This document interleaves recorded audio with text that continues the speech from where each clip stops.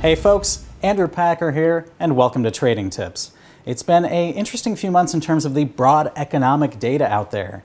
On the one hand, you get news like, oh, the unemployment rate's at 49-year lows, and the unemployment rate's 3.6, 3.7%, these incredibly low numbers. And that sounds great, but then you think, well, if the job market can't really get any more jobs out there, what's going to happen? Maybe wages have to go up, maybe there's going to be higher unemployment going forward, because it's usually what happens when we get down to these record lows and we reach full employment. And then you have data on manufacturing, where you have a lot of soft data where purchasing managers expect things to be better in the next few months, but you also have a lot of people running factories that are reporting that there's a lot of uncertainty out there with the trade war. You have data about home prices rising in some markets and having stagnated or even fallen by pretty big percentages in others, particularly at the high-end luxury market, which can also be a bit of a leading indicator for the economy. Well, there's one other economic indicator that's interesting but also somewhat contradictory right now, and that has to do with loads in rail cars. After all, most physical goods in the United States at some point are shipped by rail. Think about it this way. If you live in the middle of the country, any goods that you get that are shipped in internationally have to come in from a port, and they'll get shipped to a distribution center near you and then put on a truck. If you live in the middle of the country and you've got a large farm full of corn or wheat, or even if you have natural gas or oil, that might be shipped out by rail as well, and often usually is. So this is a huge and key indicator. So during earnings season, when company CSX, also the name of the ticker, reported, its CEO said that this was one of the most bizarre economies that he had ever seen. So I'm glad I'm not alone on this. CSX reported that their railcar earnings were down in the most recent quarter a little bit.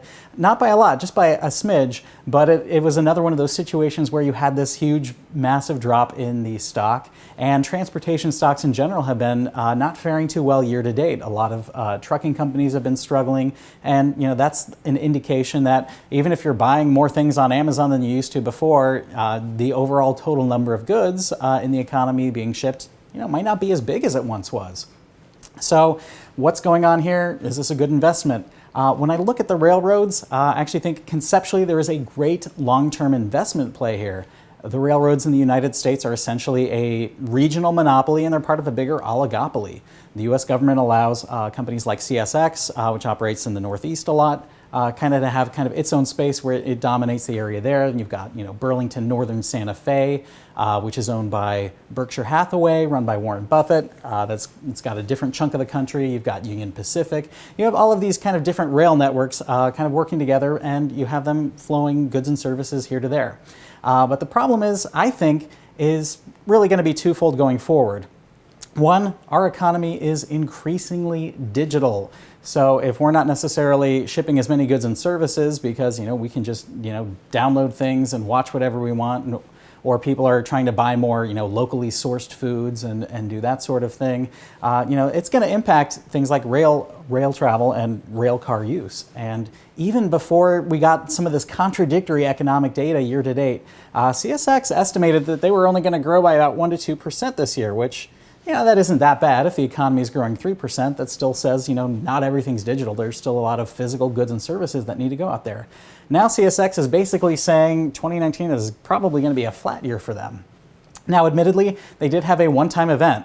They lost a customer that was responsible for about 1% of all of their rail traffic, and that was the Philadelphia-based oil refinery that had a big fire in June and got shut down. It's the biggest refinery on the East Coast. It's going to be impacting our ability to refine gasoline. If demand has a big surge, we're probably just going to see prices go up to deal with that a lot more than we would otherwise.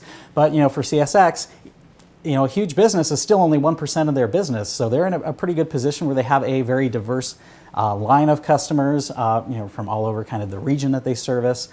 So overall, the railroads are not necessarily in the worst place to be with that. But I think the second issue does relate to some of the broader issues that we've seen year to date with the weather. We had a very cold winter, especially in the middle of the country. We had a lot of rainfall in the middle of the country. And now we've had hurricane season starting to move up into the the Mississippi River Valley in that area. This is America's heartland, America's farmland, and there have been floods. We've had a delayed start to crop season. Farmers have been posting pictures of corn that's waist high, and they say, hey, this time of year it's usually shoulder high, head high. We're probably looking at maybe not necessarily food shortages, but certainly a lot lower crop levels than we've seen in the past, and that's going to adversely impact rail traffic in the next few quarters as well. So when we look at the railroads, I think there's going to be at least the next quarter or two where things, they don't necessarily look like they're going to be that good. So there's probably going to be some weakness in shares. But if you're a long-term investor, some weakness, and that's actually an opportunity. That gives you a chance to buy in at a lower price. So when I look at railroad companies specifically, I'm not necessarily looking to buy right now. I think investors should keep an eye on it, however, and they should look basically to build a watch list of railroad companies, set the price that they like for shares where they think they're getting a pretty fair buy. 15-20% off of recent tops, I think, is pretty reasonable in the next quarter or two as some of these events continue to unfold. For CSX, for where shares have been, they've gotten into the low 70s. I would actually look to buy at or under $65 per share. Now, I think on a big market sell-off, you could probably even get into the high 50s with that. So that's a great opportunity to buy essentially a piece of America's, transport oligopoly service at a much more reasonable price than what it's traded at in the past few quarters. So there is some short-term weakness out there. Ultimately, whatever happens, even if we do get a recession over 12, 18 months, we muddle through those and we end up growing again. And over the long term, the economy grows. As the economy grows, even with the rise of digital products and services, physical goods are going to need to be shipped from where they're created to where they're used by the end customers, and that is ultimately beneficial to the railroads. So consider railroads as a opportunity to buy, especially during a recession, but even just in the next quarter or two, put them on your watch list because they're going to get to a cheaper price that makes sense for the long term. So that'll wrap things up for this edition of Trading Tips. Until next time, I'm Andrew Packer wishing you good trading and good financial health.